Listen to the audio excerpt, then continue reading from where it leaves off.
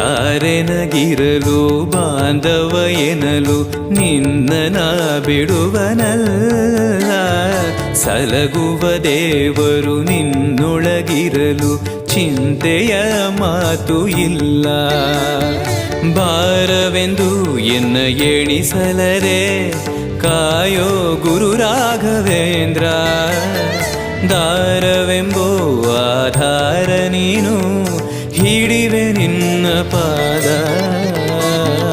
ಪೂಜ್ಯಾಯ ರಾಘವೇಂದ್ರಾಯ ಸತ್ಯಧರ್ಮರತಾಯ ಚ ಭಜತಾಂ ಕಲ್ಪವೃಕ್ಷಾಯ ನಮತಾಂ ಕಾಮಧೇನವೇ.